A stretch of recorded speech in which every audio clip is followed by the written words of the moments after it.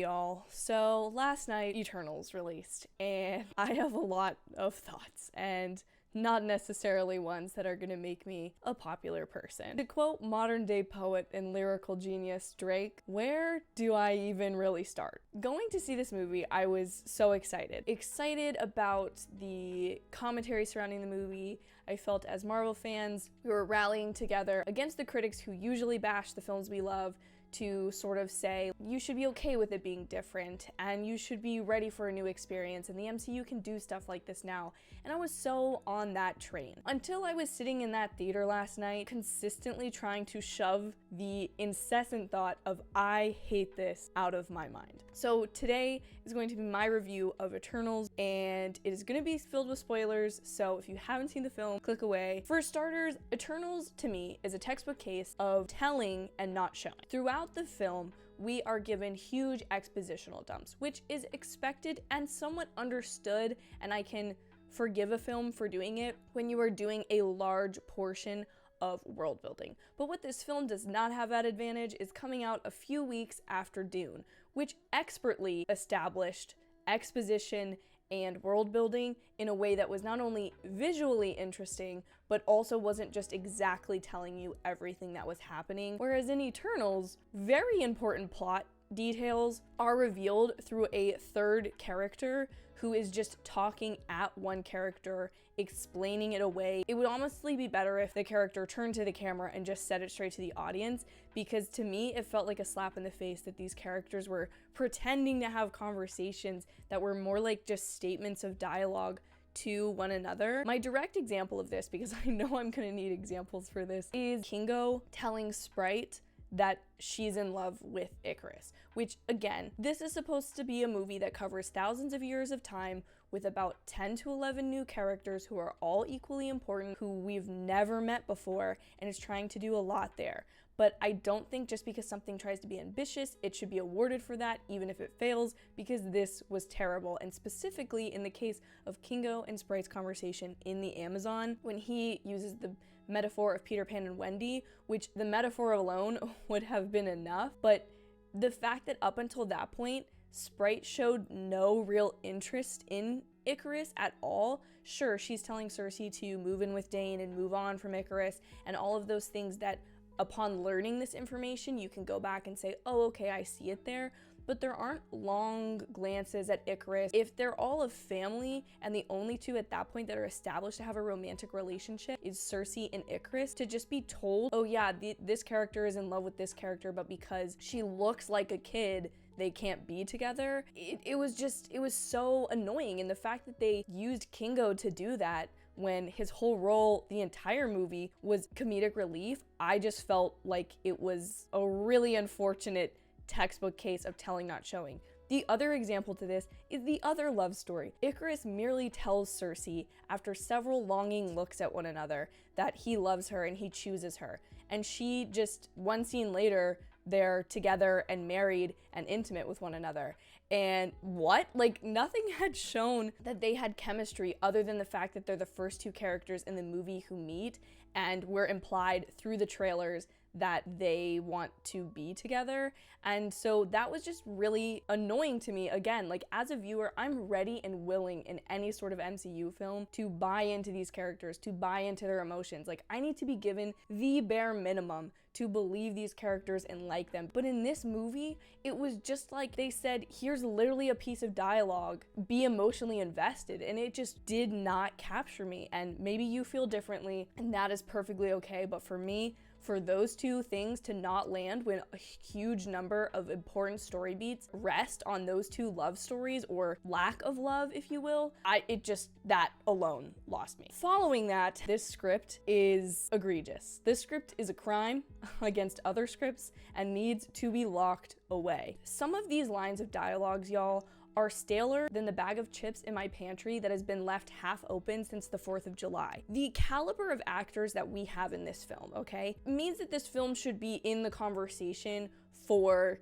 like snubbed Oscar nominations, because we assume that the Academy will never recognize the MCU in any sort of way other than technical categories. These performances from Angelina Jolie, Richard Madden, Gemma Chan, I'm expecting this to be full of emotion and characters who are having these really interesting conversations. And what do we get? We get these random nothing pieces of dialogues that, as said before, are pretty much just statements to one another back and forth, usually about the world or other Eternals and not really about their emotion. The most emotional conversations that were had were between Thena and Gilgamesh, and half of those were when she was with Crow, who is Gilgamesh, which is a whole other thing, which I actually quite liked. I just personally felt that these dialogue lines in a cast full of that many interesting characters, again, who were ready to meet and love and just want to buy action figures of, gave me absolutely nothing to work with, and that is extremely frustrating. Continuing with the script, nearly half to 2/3 of the film are spent gathering a team of Eternals, which is not even the full team of Eternals.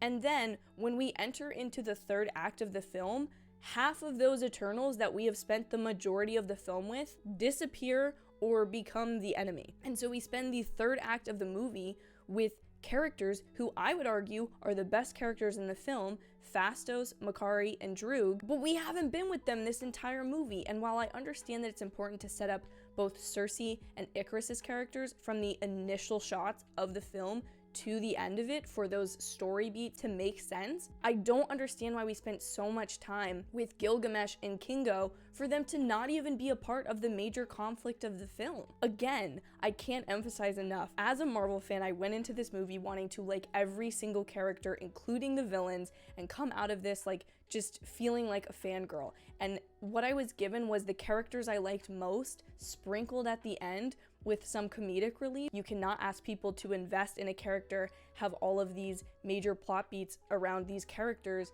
and then at the end, just be like, psych, we're switching it up, we're rotating the team around. I can already see the comments forming now of, well, that's just the Marvel formula and this film tried to do something different. And I agree. I think it's great that at this phase in the MCU, we're able to experiment. We're able to give new creatives a bunch of budget and a lot of good IP and say, here, make something amazing with this. And I am not trying to crap on any single creative particularly, but I think this film majorly missed the beat because I'll be honest with you, I am a huge fan of the Marvel formula. I like knowing that I'm gonna get comedy, I'm gonna get a certain number of emotional moments, I'm gonna hit certain action beats, and I like that. I like getting to see that in new characters, and I personally think when you use a formula like that, the same way a 3-act structure exists in a script, you can add or change or subvert certain aspects of that formula or structure so that you can create something really new and original. But when you throw that out completely and do what was done in Eternals and just sort of try to start new, you're going to run into bumps because you don't have that proven foundation there. And again, this is where I'm just gonna differ from people. I don't like what this film did with that lack of foundation. Had the scope of this film been narrowed just a little bit, I think it could have really done something there. But I think because there was so much going on, there just wasn't enough time. And even with some of the characters and the investment in the characters, because you have 11 Eternals, instead of one character having multiple facets to their personality, each person really has like one defining character trait. So Ikaris's is to be serious and serve the mission. Sersi's is to be a struggling leader. Kingo's is to be funny. Phastos is to be smart. Droog is supposed to be questionable and be like a red herring to Ikaris. And I just hate that. You're not giving, again, some of the best actors of our time anything to work with. The saving graces of this film are easily Kingo, Phastos, Makkari, and Droog. My 4 favorite people, and I will throw Thena in there because I think she has not only an emotional tie in the film, but a pretty decent arc that I really enjoy, and I think her character is very complex. Personally think her performance was the best of anyone's, save Kumail Nanjiani's and Brian Tyree Henry's, because they just perfectly embody those characters, and as the 2 major comedic reliefs throughout this movie, like, that's personally what I connected with the most. Specifically, the one scene at the end of the second act when they are all in Phastos' lab, and Phastos and Kingo remark on Makkari and Droog's like forming of a relationship, that's like probably my favorite scene, and I thought the film was gonna pull a Rogue One there and be a really, really convoluted, kind of crappy movie with a really great third act, but it just didn't go where I wanted it to after that point, and so that is neither here nor there. I personally felt too that Dane and Kit Harington's entire role in this movie was completely wasted. I think he was used as a frame character to initially complicate Cersei's feelings towards Ikaris and our feelings as an audience and give us a love triangle that really never came to fruition and made him just kind of seem like a throw-in at the end, which I personally then didn't appreciate the setup for Black Knight that I think I should have, because he's just there at the end and has a sword and I'm just supposed to be cool with that when I haven't seen him the whole movie, save one interrupted FaceTime call. I think that was a major misuse. However, I will say I did think Dane and Cersei had way more chemistry than Cersei and Ikaris ever could have. Again, it could be a personal preference of mine. I just feel like those elements that were there and willing to be used were not properly utilized, and that kind of frustrates me. Personally, I was ready to ditch the Marvel formula for this movie, and now I come to the realization of how much I love it and trust in it. But I truly was ready for an art film. I was ready for something purely visual with a very almost simple story that just had like really grand stakes to it. And I was ready for that. But this film hit neither that Marvel formula I love so much, nor the artistic film I expected it to be, leaving me dissatisfied, disinterested, and honestly pissed off. I don't think this movie either, and again, this might be the most controversial side of my argument, is visually stunning, the way that it has been pitched. The different CGI here was fun, and the on-set locations was really beautiful at times. However, this,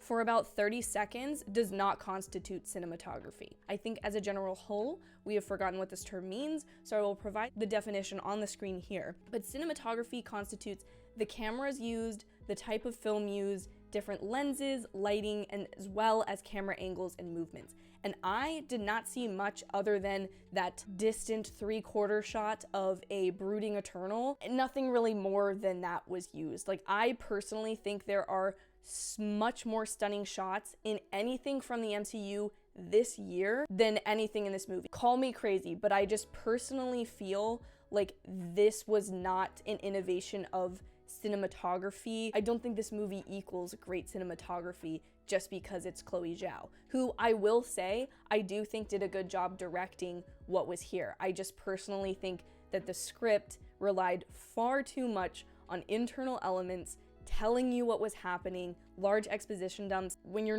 don't have that foundation to fall back on, like, everything else could be good and it's just not gonna be there. I think what this film desperately needed and really lacked of is any connection, and I mean any at all, to the rest of the MCU. And sure, you can say, oh, well, Kingo has Cap's old shield, and they reference leading the Avengers, but that dinner scene at Athena and Gilgamesh's home is so forced. I think that scene was deliberately written because someone at Marvel said, hey, we kind of gotta reference other people here. Can you just and they were like, sure, gotcha. And they wrote that scene because it's so, one, out of place with the rest of the movie, and two, those references are never really made again. The only person I would argue they come naturally from is when Dane questions Cersei in the beginning about them not fighting Thanos. Again, that is telling, not showing. We don't see the Eternals looking upon the Battle of Wakanda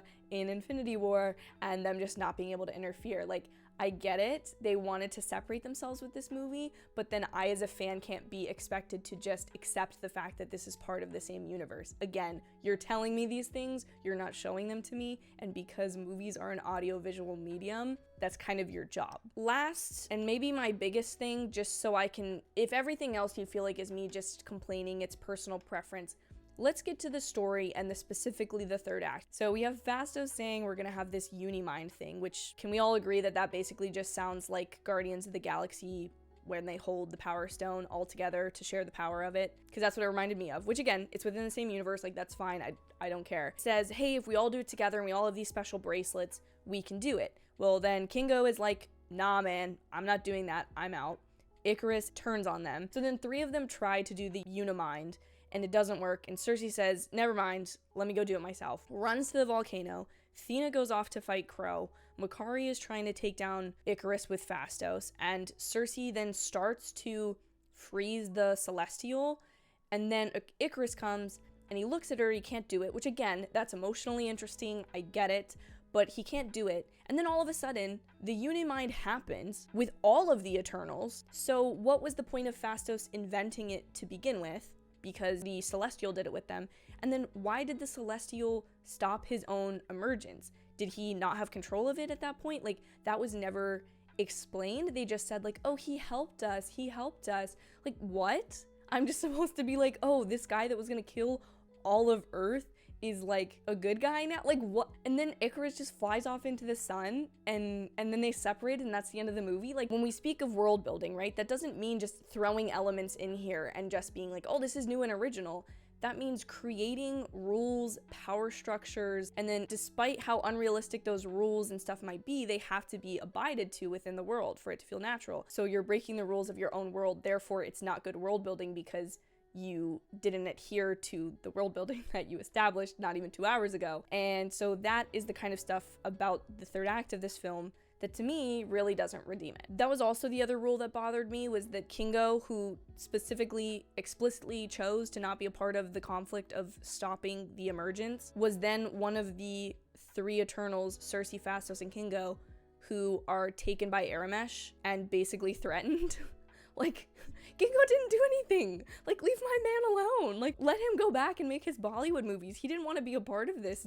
Don't incriminate him. Take the others, but not him. Like, you just can't set these things up and then completely ignore them later. It's just, it's rude to your audience to do that. So because I could go on for a lot longer about the different elements I didn't like in this movie, I don't want to beat a dead horse. I didn't like Eternals. Plain and simple. Sorry that I wasted probably 20 minutes of your time at this point saying that, but I didn't. And that's not to say you shouldn't like it. If you loved it, please let me know in the comments below. Obviously, as an MCU fan, I don't want this to fail. I don't want this to flop. I really love some of the characters, specifically the 4 I mentioned, Makkari, Droog, Phastos, and Kingo. I want to see them return tomorrow in a Disney Plus TV show, but I just felt like they were not used in this movie well enough, and the rest of the movie was so crappy that those elements didn't save it for me. Thank you all so much for watching, and specifically to those of you who don't feel the same way as me, thank you for watching this video through to the end. I'm sure it was annoying at times, but I do really appreciate you.